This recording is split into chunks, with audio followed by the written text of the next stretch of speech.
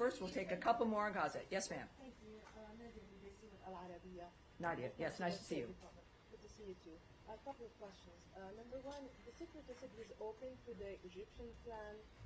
It's been endorsed by the Muslim and Arab countries. What's your position on that? It's basically, in a nutshell, saying that Gazans can stay, they can rebuild it with Arab money and with Palestinians' leadership. And second, you know, the administration issued many ultimatums to the Hamas before. What's the difference this time? And the Secretary echoed what the President said on Gazans themselves. He said Gazans will await them a beautiful future, but if hostages are held, they're all dead.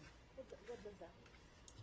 Well, first of all, we know that the President, in his comments about a new way forward, etc., was an invitation for new ideas. And that seemed to have spurred some new ideas. But we also know that they have not really been seen as being adequate for the nature of what it is that we've been asking for. So it's always, I think that, especially from the words from the President himself, and I want to get his remarks especially for you, because these are, you know, this is, everybody clearly wants this to change. I think that that's obvious, especially with Egypt stepping up and handling it as they have. But then it's about what are the details, what's going to end, what's going to be on the ground. And hold on one second here. The issue of my notes, which might have to be resolved for the next briefing. Hold on. All right. Well, I'm a paper person, as you might be as well. Well, let me just continue, though, on that manner, is that the Arab deal, as it's noted, is that it does not fulfill the requirements, the nature of what President Trump was asking for. But it was not, but it was the welcomed effort of continuing to address this clearly has to continue. So we understand that it's obviously that region and everyone is interested, has a stake in this, to say the least. And the goal is, though, as it has always been, it's very simple, is for peace in that region and to not have it continue to return as a constant issue.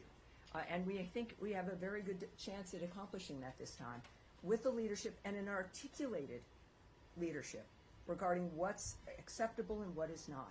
So these conversations clearly will have to continue. We know we've got partners clearly in the region, and Israel understands that as well. And this is what the world wants, not only in this conflict, but other conflicts.